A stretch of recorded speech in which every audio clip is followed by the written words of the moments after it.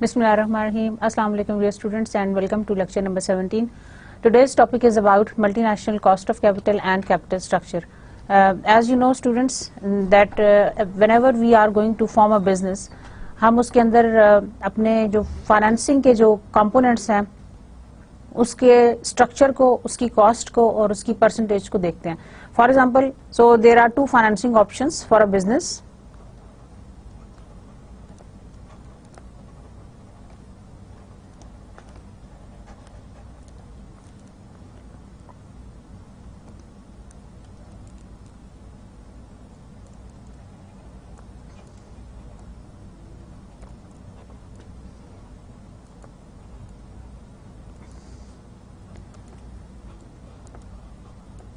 Number one is debt financing,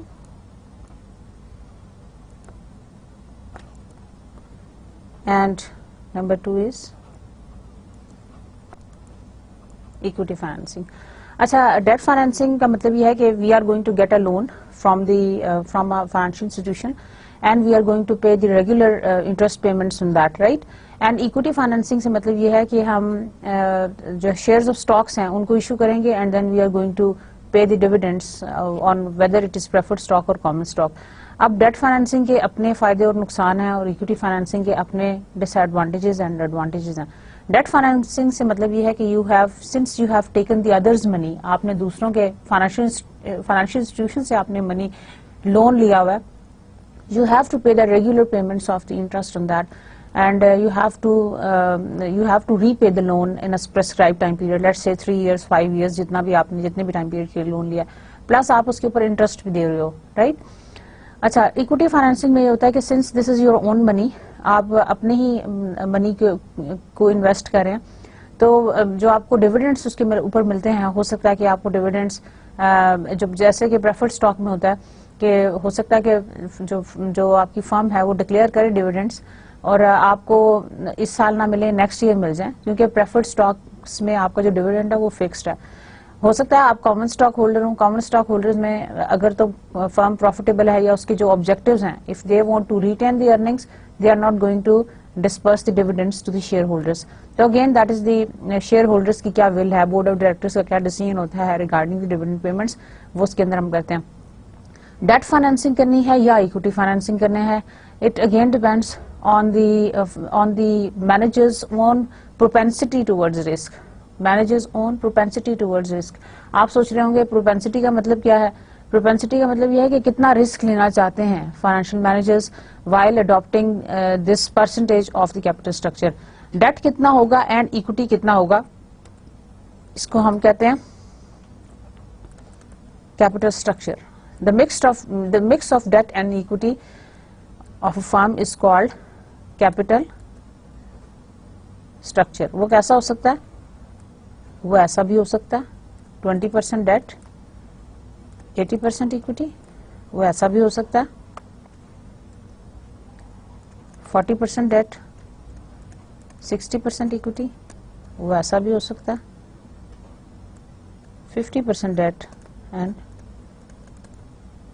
50% equity. अब ये जो परसेंटेजेस हैं that depends on the managers propensity of risk taking. और जैसे कि प्रोपेंसिटी का मतलब है कि कितना वो रिस्क लेना चाहते हैं. डेट फाइनेंसिंग माइट भी रिस्की, क्योंकि वहां पे आपको रिस्क ऑफ डिफॉल्ट ज्यादा होगा. लाइक हो सकता है कि आप इंटरेस्ट पेमेंट्स जो है वो अपनी रेगुलरली जमा ना करवा सकें because the firm may go unprofitable and you might not be able to repay your loan. So combination आपने कैसा रखना है, it all depends on the manager's own propensity for taking risk. वो कितना रिस्क ले सकता है, उसके बेसिकली जो उसकी प्रोपेंसिटी है, जो उसका डिपेंडेंसी है या उसका जो इनिशिएटिव है फॉर टेकिंग रिस्क, वो कितना है. So that all tells about the manager's own personality what you are going to have in your capital structure. अच्छा, एक ये बात होगी कैपिटल स्ट्रक्चर, मैं रिपीट करती हूँ, capital structure is the mix of debt and equity.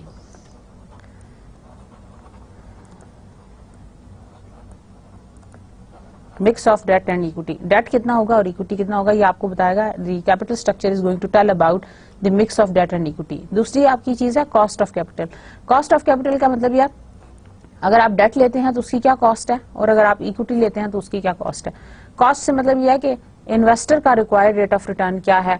If we have a debt in our structure तो उसकी कॉस्ट क्या होगी, that is the interest payment. Obviously equity का कॉस्ट क्या होगा, इक्विटी का कॉस्ट होगा the investors required rate of return on that very particular share of stock. तो डेट और इक्विटी की कॉस्ट क्या होगी उसको हम मिला के देखेंगे. That is the firm's overall वैक जिसको हम कहते हैं weighted average cost of capital. Students today's lecture is going to talk about the multinational cost of capital and capital structure. अभी तक मैंने आपको जितना कुछ भी बताया that was a basic ground on the capital structure and cost of capital जिसके हम बारे में हम बात कर रहे थे. लेकिन अगर हम इसको थोड़ा सा ब्रॉड पर्सपेक्टिव में देखें, that is if you look at the same topic on the multinational aspect the things become much complex. उसकी रीजन ये है कि हमारी जो फर्म है, if we are going to do business across the border and if we are interested to make a capital structure that is going to be across the border, then there are different factors that can influence our capital, cost of capital and capital structure. Can you think about any of those factors that can influence? देखें एक domestic firm है which is a simple setup. This is a domestic firm and this is a multinational firm. अब domestic farm में और multinational farm के setups में फर्क यह है कि domestic firms are comparatively more you can say simple oriented. ये इनकी जो ओरिएंटेशन है वो सिंपल है.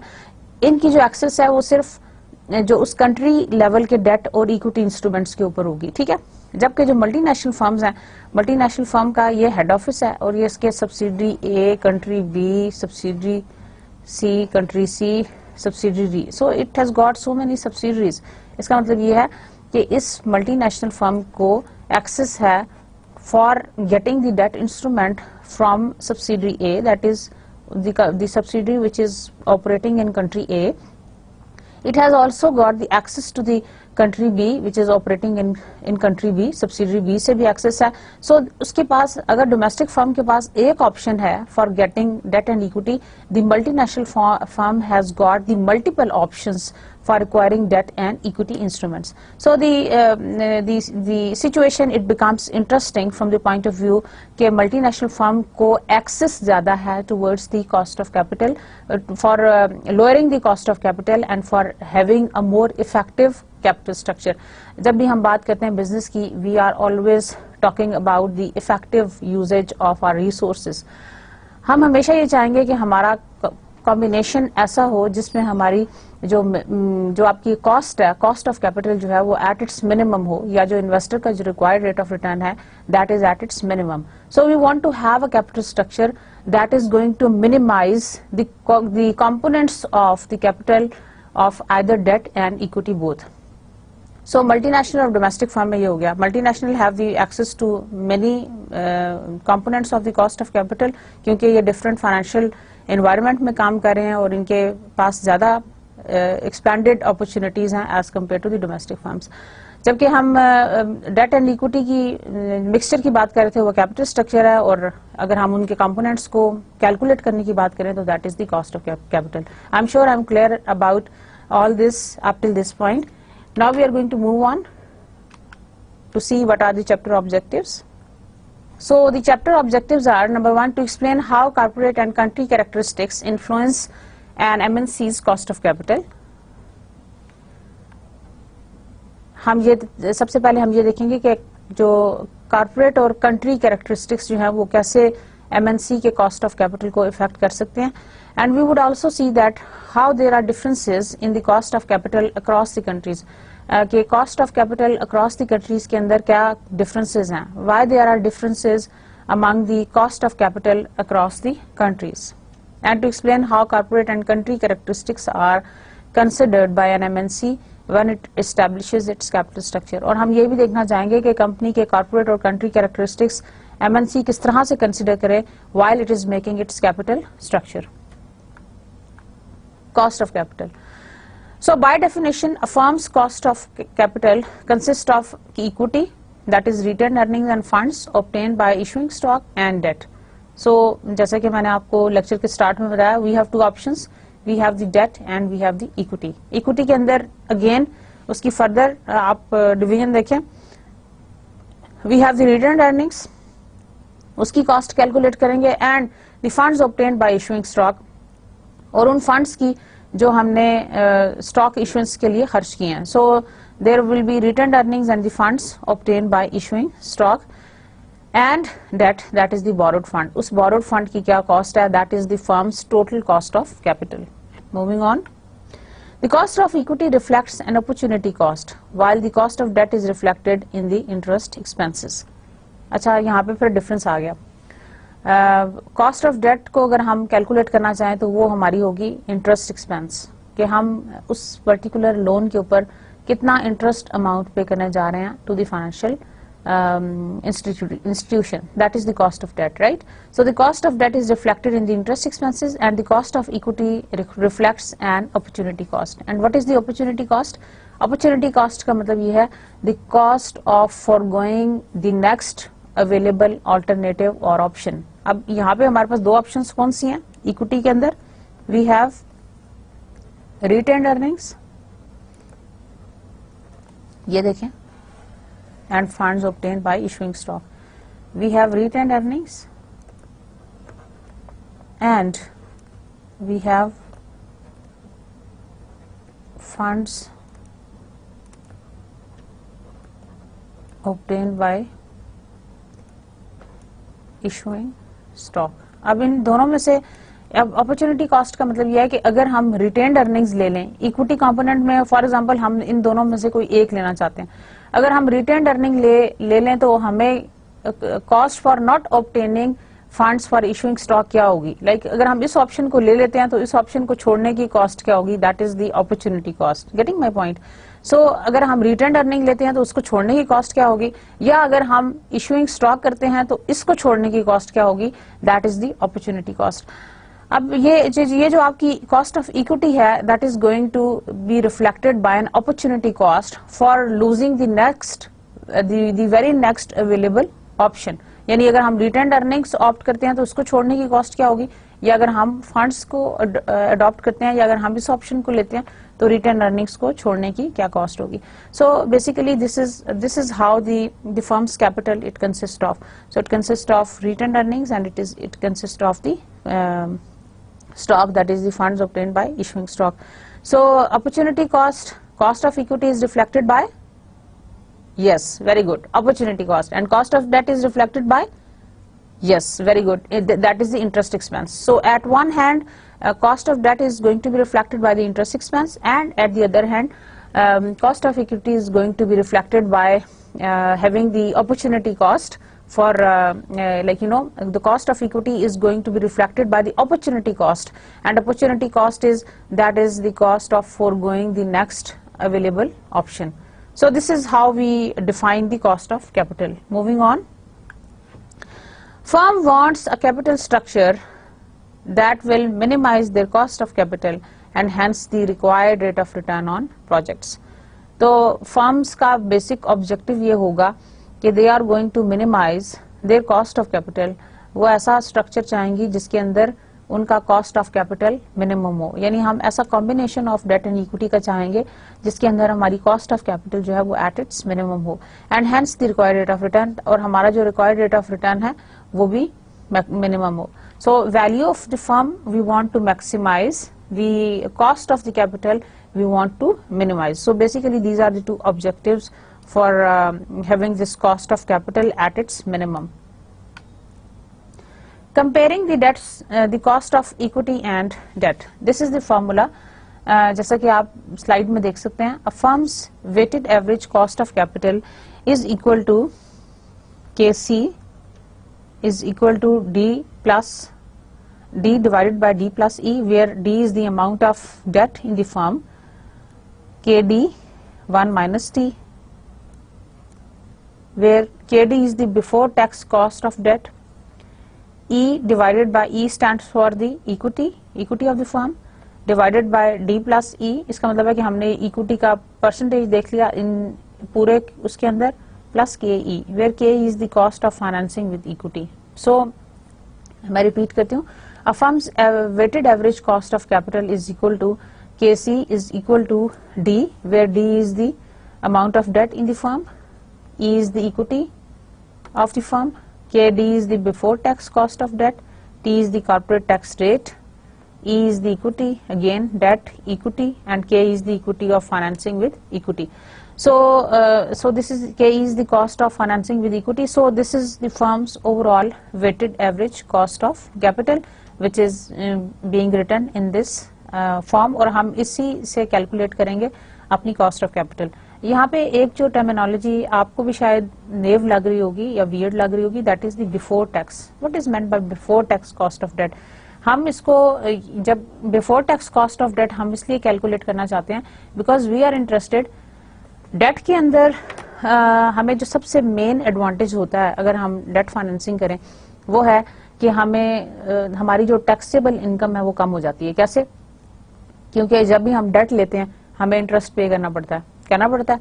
जब हम इंटरेस्ट को एज एन एक्सपेंस ट्रीट करते हैं तो एक्सपेंसेस ज्यादा हो जाएंगे, तो हमारी जो नेट इनकम है वो कम हो जाएगी, और जो उस इनकम के ऊपर हम टैक्स देंगे वो ऑटोमेटिकली कम हो जाएगा। Is that clear? बिल्कुल ऐसे ही जैसे हम डेप्रिसिएशन एक्सपेंस को एज एन एक्सपेंस ट्रीट करते हैं और अल्टीमेटली हमारी टैक्स सेविंग होती है, इसी तरह से हमारी डेट फाइनेंसिंग से भी जो सबसे बड़ा एडवांटेज है डेट फाइनेंसिंग का, that is about the tax saving. So debt financing का जो एडवांटेज हमें मिलता है that is about the tax saving. तो हम इंटरेस्टेड हैं जब कॉस्ट कैलकुलेट करेंगे तो हम after tax cost of debt calculate करेंगे। लाइक जो हमने 1 माइनस टी उसमें से माइनस कर दिया है, we are going to deduct the tax effect of that. So after tax cost of debt हम कैलकुलेट करते हैं जब भी हम कॉस्ट ऑफ कैपिटल निकालते हैं। तो आपका जो केडी है this is the before tax cost of debt, और 1 माइनस टी जब आपने उसके साथ मल्टीप्लाई किया तो you are going to have this component as the after tax cost of debt. After tax cost of debt में आप कॉस्ट ऑफ इक्विटी को प्लस करें, you are going to get the weighted average cost of capital. I'm sure I am quite clear until this point. So firm's weighted average cost of capital is the combination of debt and equity both. इन दोनों को आप plus करेंगे and eventually you are going to have the weighted average cost of capital. Is that clear? Okay. Searching for the appropriate capital structure. अब हमारे पास जो appropriate capital structure है उसको हम कैसे देखेंगे? See this is a diagram, this is a graph which shows x axis के ऊपर हमने ले लिया debt ratio and y axis के ऊपर हमने ले लिया cost of capital. Debt ratio को हम कंप्यूट करते हैं with the help of formula total debt divided by total equity. Is that clear? Debt ratio को हम कैलकुलेट करते हैं total debt divided by total equity.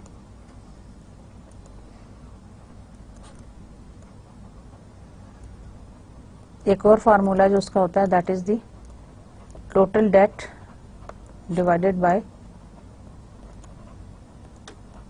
Total assets. So debt ratio total debt divided by total equity, और Y axis के ऊपर हमने ले लिया कॉस्ट ऑफ कैपिटल। यहां देखिए interest payments on debt are debt tax deductible. मैंने आपको इससे पहले ब्रीफ किया कि जो आपकी इंटरेस्ट पेमेंट्स होती हैं on your debt they are tax deductible. However, the trade-off is that the probability of bankruptcy will rise as the interest expense increases. अच्छा, look at this graph. ये देखें, as the debt ratio it is going to be increased, cost of capital decreases.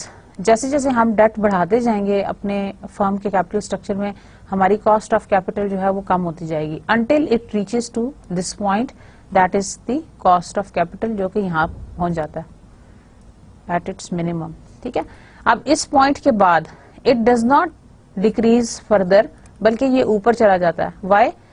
ये दोबारा ये curve ऊपर क्यों चली जाती है? उसकी रीजन ये है कि जो आपका इंटरेस्ट एक्सपेंस है इस पॉइंट से आगे, क्योंकि डेट ज्यादा होता जाएगा, डेट रेशियो आप बढ़ाते जा रहे हैं, इस पॉइंट तक तो ठीक है। फॉर एग्जाम्पल दिस इज 1.5, अगर आप इसके आगे जाएंगे, let's say it is 2.5, 1 and 0.5, 0.5, 1 then 1.5, 2 and 2.5। अगर हम इससे ऊपर 1.5 से अगर हम ऊपर जाते हैं, लेट्स सपोज अगर हम अपने डेट को बढ़ा के 2 की रेशो पे चले जाते हैं, यानी हमारी डेट जो है वो ट्वाइस है as much as our total equity, तो फिर जो प्रोबेबिलिटी फॉर दी डिफॉल्ट है या बैंकरप्सी का जो रिस्क है वो बढ़ जाएगा। वाई? क्योंकि देखें, अगर आपकी फर्म का इतना एसेट बेस नहीं है और उससे दुगना उसने अपने ऊपर लोन ले लिया, तो definitely it is going to collapse. ये ऐसी बात है कि हम किसी के हिम्मत से ज्यादा उसके ऊपर बोझ डाल दें, वजन डाल दें, तो eventually it is going to collapse अगर उससे ज्यादा बर्डन या उससे ज्यादा लोड या उससे ज्यादा वजन आपने उसके ऊपर रख दिया।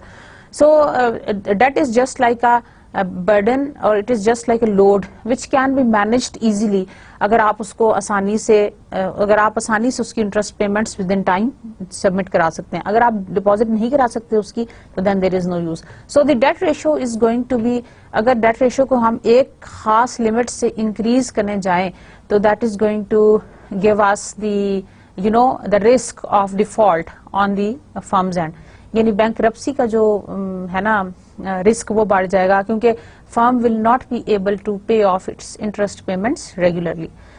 So I'm sure this graph explains you a bit about the debt ratio and the capital structure. Cost of capital, it becomes at its minimum at a certain debt ratio, but again it rises up, और वो एक खास जगह तक कम होती है और उसके बाद फिर दोबारा it went up। उसकी रीजन ये है कि उसके बाद से जो रिस्क ऑफ डिफॉल्ट है that is going to be increased. Factors that cause the cost of capital for MNCs to differ from that of domestic firms. अच्छा, अभी हम वो फैक्टर्स पढ़ने जा रहे हैं जो कि हमारा चैप्टर का मेन ऑब्जेक्टिव है, that what are the different factors that can cause the cost of capital for MNCs to differ from that of domestic firms. ऐसे कौन से फैक्टर्स हैं जो कि हमें MNC को, मल्टीनेशनल फर्म्स को डोमेस्टिक फर्म से अलग अलग करते हैं, और हम देखेंगे कि वो क्या है। Number 1 is larger size. Larger size means के MNC का जो साइज है that is larger as compared to the domestic firm. अब उस लार्ज साइज के बहुत सारे फायदे हैं। Let me define you what is larger size. Large size का क्या मतलब है? लार्ज साइज का मतलब ये है कि डोमेस्टिक फर्म का size can be termed as the investment that you have made. हम इन्वेस्टमेंट के वजह से बड़ी या छोटी फर्म कहते हैं। हम कहते हैं फलां फर्म बहुत बड़ी है या फलां मल्टीनेशनल फर्म है, उसका मतलब उसका साइज बहुत बड़ा है। साइज बड़ा होने का मतलब ये कि उसकी इन्वेस्टमेंट बहुत ज्यादा है, उसका एसेट बेस बहुत ज्यादा है। समझ रहे हैं ना मेरी बात? उसकी बैलेंस शीट में जो एसेट्स हैं, जो उसकी इन्वेस्टमेंट्स हैं, वो बहुत ज्यादा है as compare to the domestic firm. अब साइज बड़ा होगा तो डेफिनेटली उसको बहुत सारे फायदे हैं। MNC का साइज बड़ा है as compare to the domestic firm. Usually MNCs का साइज बड़ा है, लार्ज है as compare to the domestic firm. अब उसमें फायदा क्या है? The preferential treatment from creditors and smaller per unit flotation cost. पहली बात तो यह है कि आपको फाइनेंशियल इंस्टीट्यूशंस या जो क्रेडिटर्स हैं वो ज्यादा प्रेफर करेंगे। Why would they prefer you? क्योंकि आपका साइज बड़ा है and you are also going to enjoy the smaller per unit flotation cost. Smaller per unit flotation cost का मतलब है कि जब भी आप अपना जो शेयर्स ऑफ स्टॉक्स हैं वो इशू करने जाएंगे, तो उसकी जो फ्लोटेशन कॉस्ट है, मार्केट में उसको फ्लोट करने की जो कॉस्ट है, वो कम होगी। बड़े साइज में या बड़ी चीज में हमेशा एडवांटेजेस होते हैं of the economies of scales, क्योंकि उसके अंदर शॉक्स को एब्जॉर्ब करने की सलाहियत ज्यादा होती है as compare to the domestic firm. क्यों?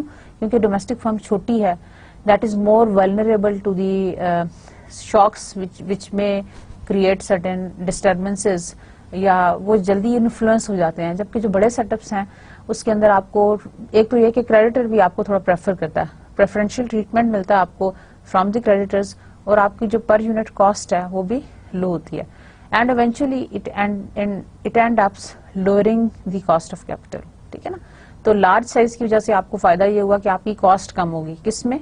पर unit flotation cost, and you have been given the preferential treatment from the creditors, and ultimately the cost of capital is very very low as compared to when we compare it with the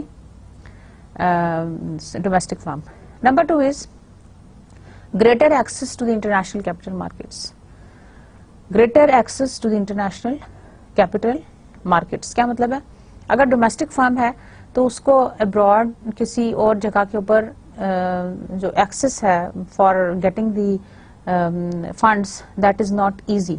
लेकिन अगर आपकी जो firm है वो multinational firm है तो you have the greater access to the international capital markets, आपके पास ज्यादा अपॉर्चुनिटीज हैं, क्योंकि आपकी एमएनसी हो सकता है कि 5, 6, 7 डिफरेंट कंट्रीज के अंदर स्प्रेड है। अब उन डिफरेंट कंट्रीज के अंदर you can enjoy for getting the lower cost of financing from any of these countries. जहां से आप समझेंगे आपको डेट सस्ता मिल रहा है, आप वहां से ले लें। जहां से आपको समझें कि आपका इक्विटी फाइनेंसिंग आपको ज्यादा फीजिबल लग रहा है, आप वहां से ले लें। अच्छा, मैं आपको इस यहाँ पे एक छोटी सी एग्जांपल देती हूँ। फॉर एग्जांपल, आप एक किसी छोटे से टाउन में रहते हैं पाकिस्तान में, और उस टाउन के अंदर एक या मैक्सिमम 2 मार्केट्स हैं लेट से। अब आपके पास चॉइस क्या है, आप चाहे मार्केट ए में चले जाएं for getting your necessities, groceries, अपने कपड़े, वटएवर आपका जो भी नीड्स हैं, रिक्वायरमेंट्स हैं जिंदगी की, आपके पास 2 ही ऑप्शन हैं, या आप मार्केट ए जाते हैं या आप मार्केट बी जाते हैं, ठीक है ना। You are living in small town and you have only 2 markets, ठीक है। दूसरी तरफ आप एग्जांपल ले लें, you are living in Dubai and you have the access to at least 20 different malls जो आपके विसिनिटी के अंदर है। अब आप देखें, आप कंपैरिजन करें, एक छोटे टाउन में रहने वाले रेजिडेंट के पास सिर्फ अपॉर्चुनिटी है फॉर एक्सप्लोरिंग 2 मार्केट्स। लेकिन अगर आप किसी बड़े सिटी में रह रहे हैं जहां पे आपके पास एक्सेस है टू द वेरियस मॉल्स, जहां पे आपको मल्टी किस्म की जो चीजें हैं वो मिल सकती हैं, आपके पास वैरायटी ज्यादा है, चीजें ज्यादा, it is just like that. If you are working और doing business in your town, in your country, आपके पास मैक्सिमम एक्सेस है only to those banks, only to those financial institutions, only to those financial instruments which are available in your country. लेकिन अगर आप multinational setup हैं तो you have the access to many kinds of financial instruments which are spread all over the world, जहाँ पे आपकी subsidiaries हैं. So the greater access to the international capital markets and possible access to the low cost foreign financing, and hence you adopt those funds which have the lower cost. And eventually it decreases your cost of capital. तो इस तरह से cost of capital आपकी कम हो जाएगी. Getting my point? So large size or greater access to the international capital markets will lead to the lower cost of capital for your multinational firm. Then is the international diversification. International diversification का मतलब यह है कि when you are doing business across the border, you are doing the international diversification. You are involving yourself within like you are basically, you have the opportunity to invest in different types of foreign instruments, foreign securities which are available to you. तो international diversification आपके पास है, then इस international diversification की वजह से आपका जो probability of bankruptcy है वो बहुत कम हो जाता है. Why? क्योंकि आपने अपने जो different investments की हुई हैं, they have got the negative correlation among themselves, और वो एक दूसरे के नेगेटिव इफेक्ट्स को ऑफसेट करती हैं, एंड अल्टीमेटली उससे आपकी जो प्रोबेबिलिटी ऑफ बैंकरप्सी है वो कम हो जाएगी. क्यों? क्योंकि आपका डाइवर्सिफिकेशन का जो हमें एक बहुत बड़ा बेनिफिट होता है वो ये होता है कि उससे जो हमारी रिटर्न्स का पैटर्न है वो एक स्टेबिलिटी की तरफ आ जाता है. लाइक ये जो हमारे अप्स एंड डाउन्स हैं, जो फ्लक्चुएशंस हैं हमारे रिटर्न्स के अंदर, वो खत्म हो जाती हैं. तो इंटरनेशनल डाइवर्सिफिकेशन का हमें ये फायदा होता है कि हमारे रिटर्न्स के जो पैटर्न्स हैं वो स्टेबलाइज हो जाते हैं. So the probability of bankruptcy कम हो जाती है, and ultimately the cost of capital also comes at its minimum. तो international diversification का हमें फायदा हुआ, probability of bankruptcy कम होगी और cost of capital भी आपकी at its minimum आ गई. लेकिन एक जो डेंजर है वो ये है कि MNC जो है that is exposed to the exchange rate risk. अगर आप डोमेस्टिक फर्म है, आपकी लोकल फर्म है, you are not exposed to the exchange rate risk because you are dealing only with your country, with your own country's currency. आप किसी और currency में deal ही नहीं कर रहे. लेकिन जब आप अक्रॉस द बॉर्डर बिजनेस कर रहे हैं तो you are dealing with the exchange rate risk. जब आप exchange rate risk से डील कर रहे हैं तो then the probability of bankruptcy it is going to be high. फिर आपका ये जो probability of bankruptcy है वो आपका हाई हो जाता है, and ultimately the cost of capital also becomes high. ठीक है ना? And last is the exposure to country risk. Exposure to country risk का मतलब है कि whenever you are doing a business across the border, you also come across with the exposure to country risk.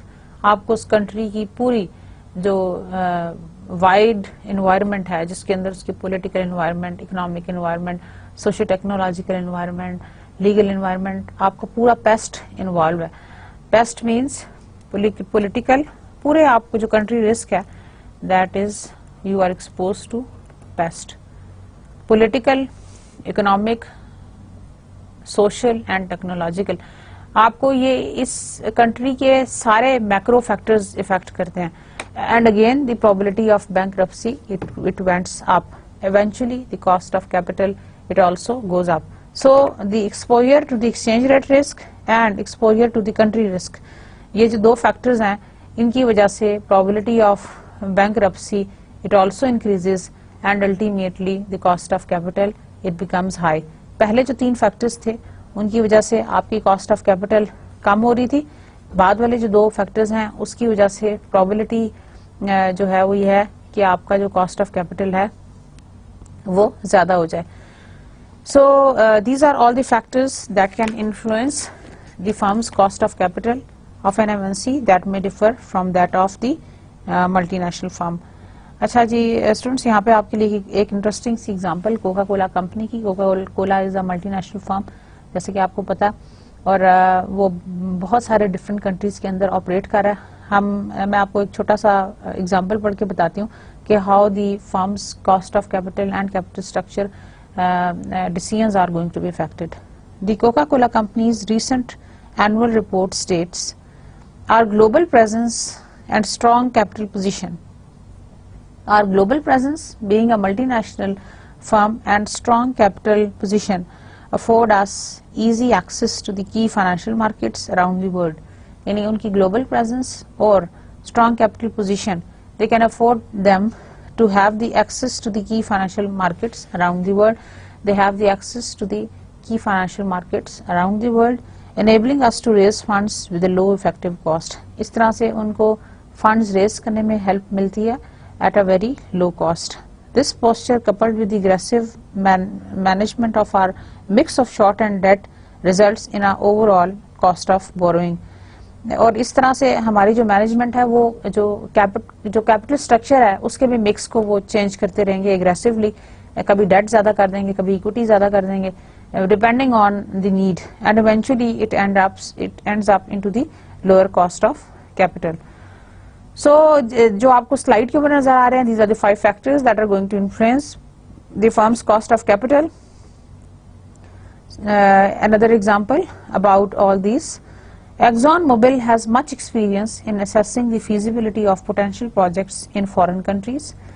If it detects a radical change in the government or the tax policy, it adds a premium to the required return of the related project. अच्छा, एक तरीका ये होता है कि आप अपने related project के required rate of return में उसको add कर दें, जो भी आप risk देख रहे हैं, जैसे any change in the government or the tax policy अगर आपको नजर आ रही है तो आप इन्वेस्टर का जो required rate of return है जो प्रोजेक्ट्स का वो बढ़ा दें, उसमें प्रीमियम डाल दें। The adjustment also reflects a possible increase in its cost of capital. अब ये जो इंक्रीज है वो कॉस्ट ऑफ कैपिटल के अंदर रिफ्लेक्ट हो जाएगी। जाहिर है गवर्नमेंट अगर टैक्स बढ़ाती है या अगर कुछ चेंज करती है पॉलिसी में तो उसका जो आप कहना चाहिए उसका जो बर्डन है वो किसको बर्दाश्त करना है, eventually the cost of capital is going to be high in the long run. So the exposure to the country's risk, जिसमें मैंने आपको पेस्ट बताया, other forms of country risk उसके अलावा कुछ और बताती हूँ, such as changes in a host government's tax laws could also affect an MNC's subsidiaries cash flow. उसके cash flows affect हो सकते हैं. These risks are not necessarily incorporated into the cash flows projection because there is no reason to believe that they will arise. Nevertheless, there is a possibility that these events will occur, so that capital budgeting process should incorporate such risk. इसलिए capital budgeting process को इस तरह के सारे risks को अपने अंदर incorporate करना चाहिए. So students, let's move on. Now a cost of equity comparison using the CAPM model. What is CAPM? CAPM stands for Capital Asset Pricing Model. आपने इसको financial management के different courses के अंदर पढ़ा है.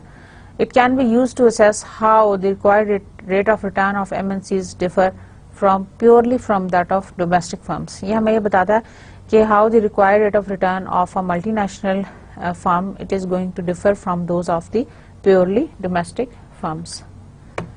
CAPM says KE is equal to RF plus beta, RM minus RF, where KE is the required return on a stock, RF stands for the risk-free rate of return, RM stands for the market return, and the beta stands for the beta of the stock. अच्छा जी, what is RF? RF का मतलब होता है risk free rate of return, जो normally हमें government securities के ऊपर मिलता है. जैसे हम कहते हैं कि जो यूएस के टी बिल्स हैं उनके ऊपर जो हमें रेट ऑफ रिटर्न ऑफर होता है, that is the risk free rate of return. RM stands for the market return, or RM minus RF is the premium. RM is the market return and RF is the risk free rate of return, or whereas beta stands for the measure of the systematic risk, or the you can say the sensitivity of the stock with the market. Beta stands for the sensitivity of the stock with respect to the market. अगर हम ये कहें कि हमारे जो stock है उसका beta that is equal to 1, तो उसका मतलब है कि मार्केट का बीटा हमने 1 लिया हुआ है, तो उसका मतलब है कि हमारा स्टॉक उसी तरह से मूव करता है, उसका रिटर्न पैटर्न में उसी तरह से चेंज आती है जैसा कि मार्केट में आती है. अगर हम ये कह दें कि हमारे जो स्टॉक है उसका बीटा इज इक्वल टू 1.5, इसका मतलब है कि मार्केट में अगर 1% चेंज आएगी तो हमारे स्टॉक के रिटर्न में 1.5% चेंज आएगी. So this is about the beta, that it tells us about the sensitivity of the stocks return with respect to the market. ये एक बहुत पॉपुलर इक्वेशन है जिसकी मदद से आप कैलकुलेट कर सकते हैं the required return of a stock. A stock's beta represents the sensitivity of the stock's return to the market return, just as a project's beta represents the sensitivity of the project's cash flow to the market conditions. अब जो stock का beta है अगर हम उसको replicate करना चाहें, it represents the sensitivity of the stock's return to the market return, बिल्कुल ऐसे ही जैसे कि प्रोजेक्ट का beta it is going to represent the sensitivity of the project's cash flow to the market condition, के project के जो sensitivity है कैश फ्लो की वो किस तरह से मार्केट कंडीशंस के साथ मैच करती है. The lower a project's beta, the lower its systematic risk. अच्छा, basically beta represents the systematic risk. मैं आपको यहाँ पे थोड़ा सा ड्रॉ करके दिखाती हूँ.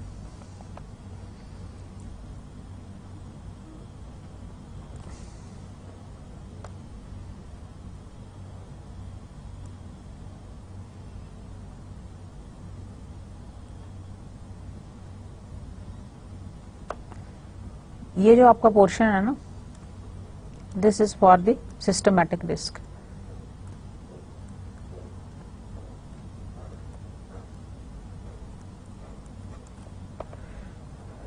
यहाँ पे आप रिस्क को प्लॉट कर लें.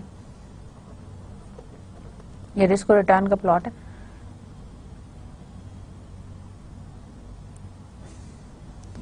अच्छा, as we add on the number of securities in a portfolio, total risk decreases until it comes to the level of the systematic risk. ये जो हमारी स्ट्रेट लाइन है that is telling us about the systematic risk.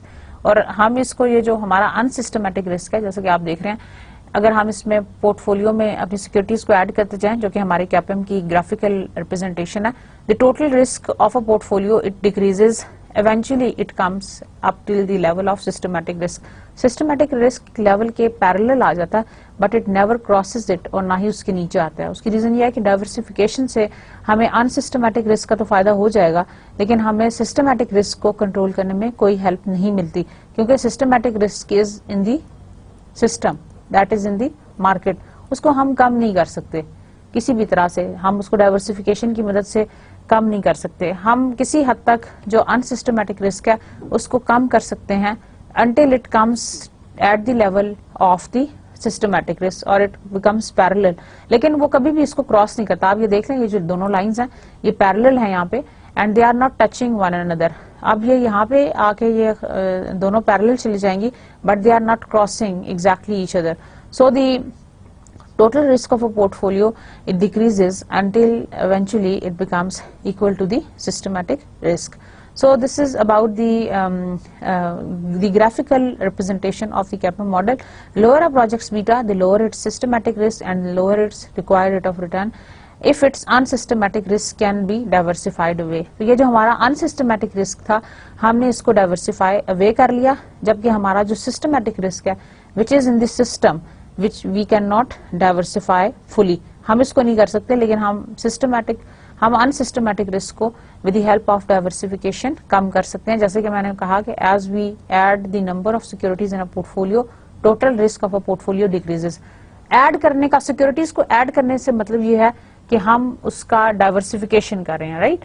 जब हम उसका diversification कर रहे हैं तो अल्टीमेटली उसका जो रिस्क है that is going to be decreased. Now the implications of the CAPM for an MNC's risk. An MNC that increases its foreign sales may be able to reduce its stocks beta and hence reduce the required return. एक MNC जो कि अपनी foreign sales को increase करती है, they may be able to reduce the stocks beta. अगर आप अपनी फॉरेन सेल्स को इंक्रीज करने लग जाएं तो आप अपने स्टॉक के बीटा को भी रिड्यूस कर सकते हैं. This is the speciality for doing the multinational business. So if the MNC that increases its foreign sale, अगर वो अपनी फॉरेन सेल को बढ़ा दे तो they may be able to reduce its stocks beta, वो अपने स्टॉक के बीटा को कम कर सकते हैं, and hence reduce the required return, और इस तरह से अपने रिक्वायर्ड रिटर्न को भी कम कर सकते हैं. However, some MNCs consider unsystematic project risk to be important in determining a project's required return. However, some MNCs they might consider the unsystematic project risk to be important in determining the project's required return, क्योंकि जो unsystematic risk है, जैसे कि मैंने आपको बताया, that can be diversified away. We can do something about it. हम उसके ऊपर कुछ काम कर सकते हैं, हम उसके ऊपर कुछ वर्कआउट कर सकते हैं. सो फॉरेन सेल्स की मदद से आप अपने स्टॉक के बीटा को कम कर लें, और डाइवर्सिफिकेशन की मदद से आप अपने अनसिस्टमैटिक प्रोजेक्ट रिस्क को कम कर सकते हैं किसी हद तक. So basically these are the implications of the CAPM for an MNC's risk, जो मल्टीनेशनल फर्म को का जो रिस्क एक्सपोजर है उस लिहाज से. So I am reading this para for you. Capital asset pricing theory would most likely suggests that cost of capital is generally lower for MNC than for the domestic firms for the reason just explained. हमारी जो cost of capital है MNC की वो कम है as compared to the domestic firm. It should be emphasized that some MNC consider unsystematic project risk to be relevant. कि कई दफा जो MNCs हैं वो अनसिस्टमेटिक प्रोजेक्ट रिस्क को भी रेलेवेंट समझती हैं, और उसको भी हमने जैसे कि कहा कि हम that is risk is to be important in determine the projects required rate of return for the MNC के परस्पेक्टिव से मैं ये आपको बता रही हूँ. So hence we can not say that whether an MNC will have a lower cost of capital than a purely domestic firm in the same industry, क्योंकि they are expose to the unsystematic project risk. जाहिर है वो उनका exposure भी ज्यादा है, इसलिए हम इट कैन नॉट बी 100% और सेफली सेड कि उनका रिस्क जो है वो इनसे कम होगा. Now the cost of capital across countries. The cost of capital can vary across countries such that MNCs based in some countries have a competitive advantage over the others. अच्छा, कुछ countries के अंदर कुछ कंट्रीज को competitive advantage है over the others, just like technologies and resources they differ from one country to another. एक country में हो सकता है कि वो ज्यादा टेक्नोलॉजी ओरिएंटेड हो, वहाँ पे टेक्नोलॉजिकल एडवांसमेंट्स ज्यादा हो, या ये है कि वहाँ पे जो रिसोर्सेज हैं, अगर चाहे वो नेचुरल हैं या दूसरी हैं, जो भी रिसोर्सेज के लिहाज से हो सकता है कंट्रीज जो हैं वो उनका एक दूसरे के ऊपर एडवांटेज है. इसी एडवांटेज की वजह से they are going to have the advantage of the cost of capital. So MNCs based in some countries will have a larger set of feasible projects. कुछ MNCs के जो हैं कुछ कंट्रीज के अंदर बेस्ड हैं, उनको हो सकता है कि जो उनके पास अवेलेबल ऑप्शंस हैं उसके अंदर उनके पास they have the access to the projects which have the positive NPVs, जिनकी पॉजिटिव नेट प्रेजेंट वैल्यूज हैं, फिजिबल प्रोजेक्ट्स उनको अवेलेबल हैं, because their cost of capital is lower, क्योंकि उनकी कॉस्ट ऑफ कैपिटल कम है. हम कॉस्ट ऑफ कैपिटल से कैलकुलेट करते थे जब हम अपनी कैपिटल बजटिंग के हवाले से NPV को कैलकुलेट करते हैं, तो हो सकता है उनकी कॉस्ट ऑफ कैपिटल कम हो, इस तरह उनके पास ज्यादा अवेलेबल ऑप्शंस हैं फॉर डूइंग प्रोजेक्ट्स जिनकी NPVs जो है वो पॉजिटिव में है, और हमें पता है कि जिनकी एनपीवीज पॉजिटिव में होती हैं वो हमारे लिए फिजिबल प्रोजेक्ट्स होते हैं। तो हो सकता है कि कुछ एमएनसीज के पास जो प्रोजेक्ट्स की फिजिबिलिटी के लिहाज से they are more expose to the projects which have the positive NPV और the positive net present value. Thus, these MNCs can more easily increase their world market share. और इस तरह अगर उनके पास access to the projects ज्यादा है तो ultimately they can increase their worth and they can increase their market share all over the world. कुछ मैं आपको ये बता रही हूँ कि कुछ MNCs को ज्यादा advantage है which are based in some countries they have and competitive advantage over the other. Technology base पे हो सकता है, रिसोर्सेज की बेस पे हो सकता है और अल्टीमेटली उनकी कॉस्ट ऑफ कैपिटल कम होगी। कॉस्ट ऑफ कैपिटल कम होगी तो they will be expose to more projects, feasible projects. Feasible projects हमने किसको कहा? पॉजिटिव एनपीवीज को। पॉजिटिव एनपीवीज वाले ज्यादा प्रोजेक्ट्स होंगे तो ultimately the larger market share in the world. इसको मैं आपके लिए प्लॉट कर देती हूँ, ये देखें। more resources and technology, ये एडवांटेज है उनको, कंपैटिटिव एडवांटेज इसको समझ लें, ठीक है ना। Ultimately cost of capital minimum होगी,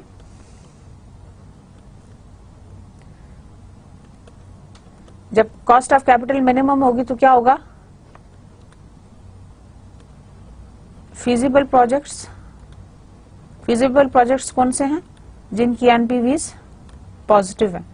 जब फिजिबल प्रोजेक्ट्स आपके पास आ गए तो ultimately you are going to have the market share, increase in market share, and hence the MNC is going to be profitable. So this is the basically competitive advantage of a particular country, जिसकी वजह से हमारी cost of capital कम होगी and ultimately we have the access to the more projects, feasible projects. Number two is MNCs may be able to adjust their international operations and sources of funds to capitalize on the differences, and the MNCs based in some country tend to use a debt intensive capital structure. पहले second point को हम detail से देखते हैं.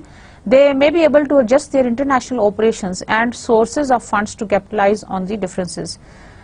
MNCs मतलब basically इसका मतलब ये है कि वो अपने इंटरनेशनल ऑपरेशंस को एडजस्ट कर सकते हैं, और सोर्सेज ऑफ फंड्स से मतलब ये है कि डेट है या इक्विटी है और कहाँ से है. They can capitalize on these differences से मतलब है कि उनके पास ये ऑप्शन है कि वो एक से ज्यादा कंट्रीज के अंदर ऑपरेट करें और वो इसी डाइवर्सिटी ऑफ ऑपरेशन से फायदा लेके अपनी कॉस्ट ऑफ कैपिटल को कम कर सकते हैं, because they are working in different setups, they are exposed to different operations.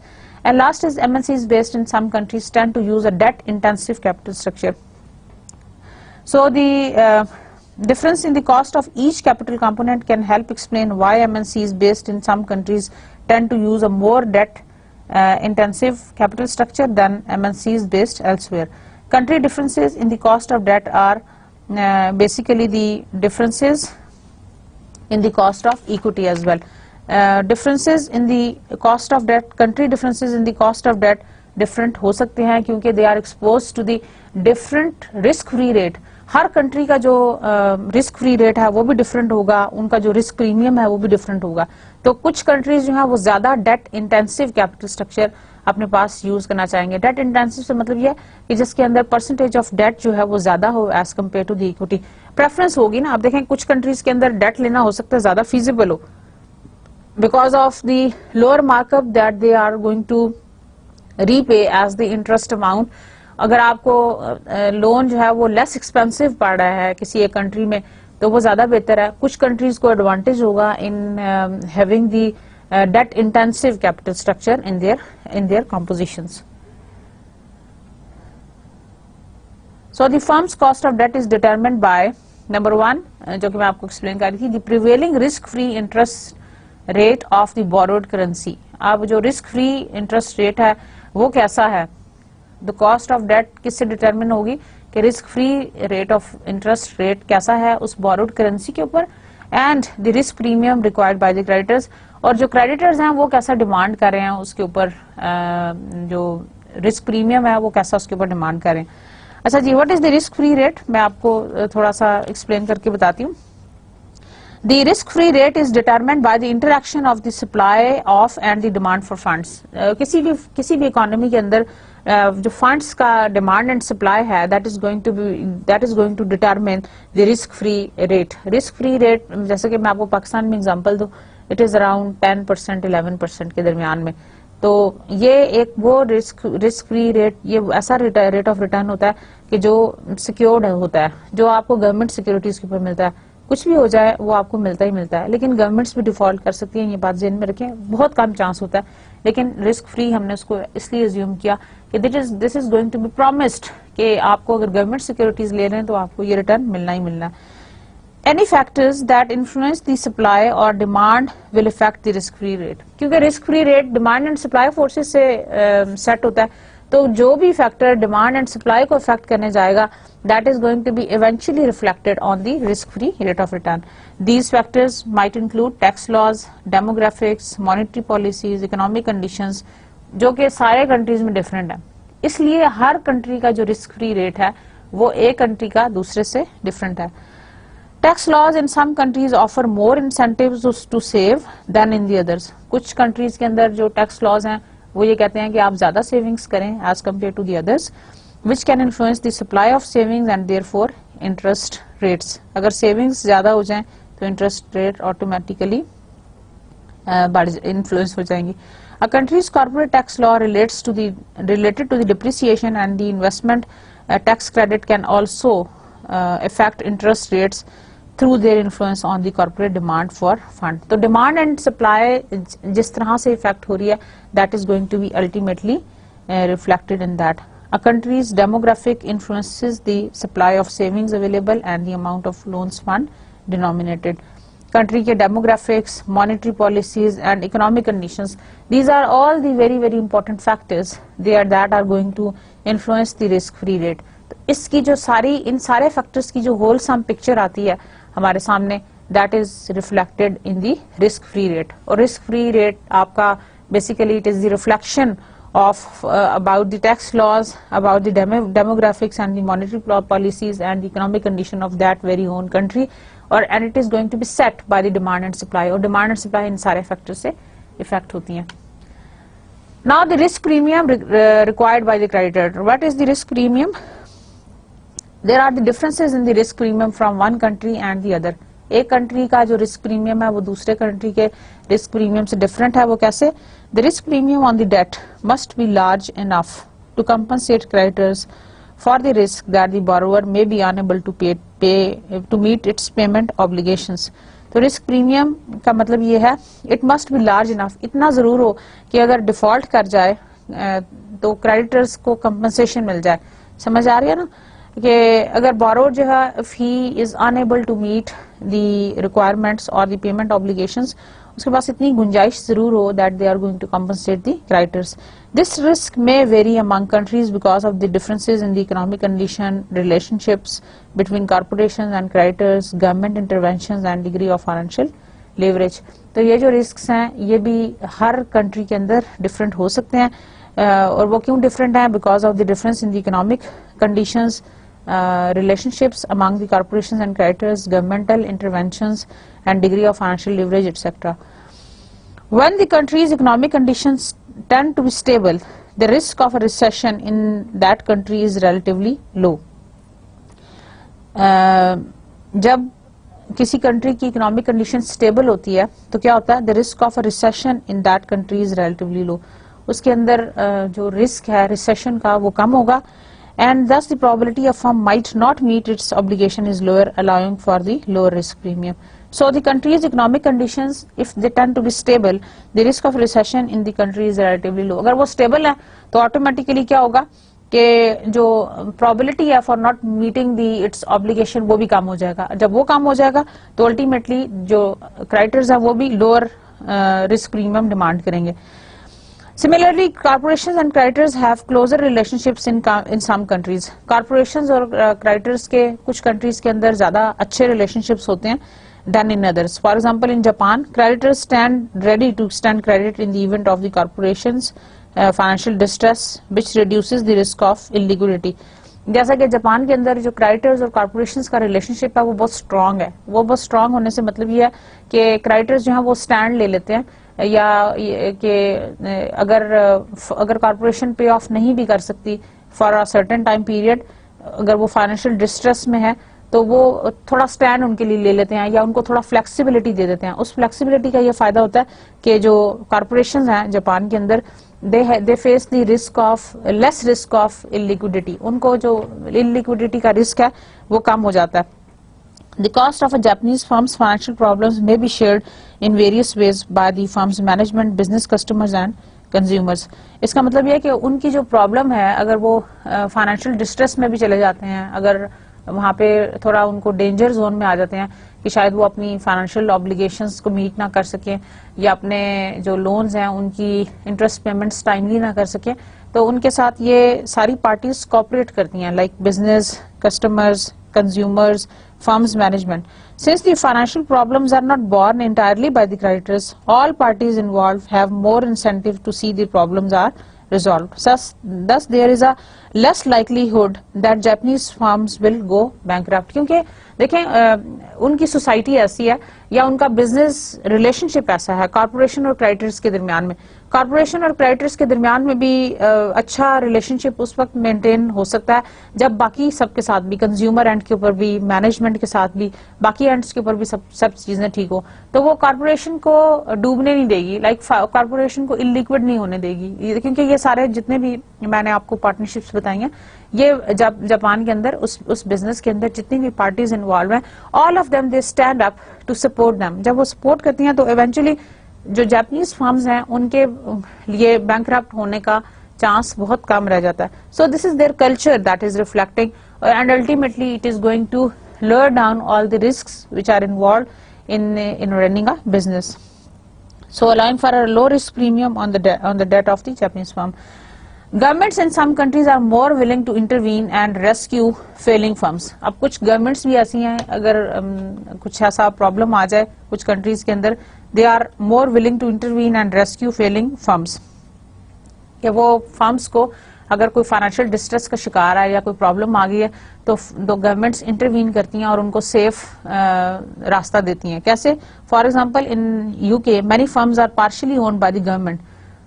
अब गवर्नमेंट ओनरशिप ही ज्यादा, तो जाहिर है तो गवर्नमेंट की पूरी कोशिश होगी कि उन फर्म्स की जो ऑपरेशंस हैं वो स्मूथ हों और उनके अंदर कोई ऐसी इंस्टेबिलिटी ना आए। It may be in the government's best interest to rescue firms that it partially owns, क्योंकि गवर्नमेंट खुद उनको ओन कर रही है, पार्शियली ओन कर रही है, तो that is of their own interest as well कि वो उसकी जो फाइनेंशियल कंडीशन है उसको स्टेबल रखें। So even if the government is not a partial owner, अगर वो ओनर नहीं भी है, मतलब एक ये तो उनका अपना बेस्ट इंटरेस्ट है कि अगर उनकी अपने स्टेक्स लगे हुए हैं उसके अंदर या उनका अपना शेयर ऑफ स्टॉक है उसके अंदर, तो they will be really concerned about that. लेकिन अगर even if the government is not a partial owner, अगर गवर्नमेंट पार्शियल ओनर नहीं भी है, it may provide direct subsidies और extended loans to the failing firm. Government जो है वो खुद से सब्सिडीज दे देगी सर्टेन चीजों के ऊपर, यूटिलिटीज के ऊपर फॉर एग्जांपल, और sometimes even loans to the failing firms. जो फर्म्स नजर आ रहा है कि they are going to rupture according after certain time period, वो उनको कुछ लोन्स भी प्रोवाइड कर देंगी सो दैट कि वो अपने फाइनेंशियल डिस्ट्रेस का टाइम पीरियड निकाल लें और जैसे ही वो फर्म्स थोड़ी सी स्टेबल होने लगे तो वो अपने लोन्स को पे ऑफ करके ठीक कर लें अपनी सारी circumstances. In the United States, government rescues are less likely because taxpayers prefer not to bear the cost of corporate mismanagement. अब different cultures हैं, US के अंदर जैसे कह रहे हैं कि they will not be willing, क्योंकि वो उनकी गलती का बोझ खुद नहीं उठाना चाहते, जैसे कि मैं आपको बता रही हूँ, they would not prefer to bear the cost of corporate mismanagement. अगर कॉर्पोरेशन ने mismanagement किया या अगर उसको अपने operations को ठीक तरह से करना नहीं आया तो वो लोग नहीं करेंगे, although the government has intervened occasionally in the US to protect particular industries. The probability that a failing firm will be rescued by the government is lower there than in other countries. तो US क्योंकि एक stable economy है, वहाँ पे जो Fehling firms हैं उनको आप समझ लें कि उनको सेफ बोट्स देने का ज्यादा बेहतर तरीका है as compare to certain other countries. उसकी reason ये है कि they are protecting to some extent to the businesses or to the failing firms for not being bankrupt. Firms in some countries have greater borrowing capacity because their creditors are willing to tolerate a high degree of financial leverage. अब कुछ countries के अंदर allowed है कि आप इतना maximum financial leverage ले सकते हैं 60%, 70%, 80% depending on. कुछ countries के अंदर ये भी restriction हो जाती है कि कुछ countries इतनी allow नहीं करती. For example, firms in Japan and Germany have a higher degree of financial leverage than firms in the US. US की जो फर्म्स हैं उनका फाइनेंशियल लिवरेज कम है as compare to the firms in Germany and Japan. If all other factors are equal, these high leverage firms would have to pay a high risk premium. जो high leverage firms हैं उनका जो risk premium है वो भी high है, लेकिन Japan में मैंने जैसे कि आपको बताया कि कल्चर ऐसा है कि फेलिंग फर्म्स को प्रोटेक्शन बहुत है from the creditors, from the management, from the consumers, from the customers, तो दे कैन स्टैंड अप, वो बर्दाश्त कर सकते हैं. However, all other factors are not equal. In fact, these firms are allowed to use a high degree of financial leverage because of their unique relationships with the creditors and the government. अब ये कैसे कर सकते हैं financial leverage? इतना high financial leverage आप उस वक्त अफोर्ड कर सकते हो when you have a very strong relationship with your creditors, with your customers, with your management and with rest of all the other parties. Japan के अंदर जो बिजनेस है, it is just like a family owned businesses हैं and they are just like a family. Business भी family की तरह. वहाँ पे जो वीकेंड्स वो लोग सेलिब्रेट करते हैं वो भी अपने बिजनेस या अपने कोलीग्स और अपने जो इमीडिएट वर्कर्स हैं उन्हीं के रिलेशनशिप्स ही उनके आपस में और वो उनका सारा आप समझेंगे उनका सारा फोकस ही उस तरफ है. जैसे हमारे यहाँ कल्चर थोड़ा सा डिफरेंट है. वी हैव दी सेपरेट, हमने थोड़ी सी सेपरेशन लाइन ड्रॉ की हुई है. This is the work place, this is the home place, these are the relationships. लेकिन वहां पे थोड़ा सा ना जो कल्चर है, जो सोसाइटी है, that is more oriented towards having a close bound relationships among themselves, और उसका वो फायदा भी उठा रहे हैं for having the risk premium और इन सब चीजों से. So the risk-free rate is determined by the interaction of the supply of and demand for funds. मैं सिर्फ आपको एक दफा ब्रीफ कर दूं. It is thus influenced by tax laws, demographics, monetary policies and economic conditions, जो हमने बहुत डिटेल में डिस्कस किया. The risk premium compensates creditors for the risk that borrowers may default on its payments, and the risk premium is influenced by the economic condition, the relationship between corporations and creditors, government intervention and the degree of financial leverage. जो कि इन सारे points को मैंने आपके सामने discuss किया and we took a very interesting example of Japan and US both. Just look at this graph. This is the cost of debt across countries, और आप देख लें कि कैसे फ्लक्चुएटिंग पैटर्न्स हैं. और जापान जो है उसके अंदर आपका जो cost of debt across countries है वो सभी से कम है. इफ वी स्टार्टेड फ्रॉम 1986, सबसे लोअर साइड के ऊपर आपका जापान है और सबसे टॉप के ऊपर आपका यूएस है. So you can see the fluctuating patterns of the cost of debt across countries, और cost of debt भी इनको क्यों कम पड़ रहा है? क्योंकि corporations और creditors के दरमियान में जो relationships हैं वो बहुत अच्छे हैं. प्लस जापान जो है वो allow करता है for having the high degree of financial leverage as opposed to some others. There is some positive correlation between the countries' cost of debt levels over time. The nominal cost of debt for the firms in many countries declined in 2001 and 2, जैसा कि आपको नजर आ रहा है अपने graph में, due to the global recession जो 2001 और 2 में हमने फेस किया. However, some rates declined more than others. The disparity in the cost of debt among the countries primarily due to the disparity in their risk-free interest rate.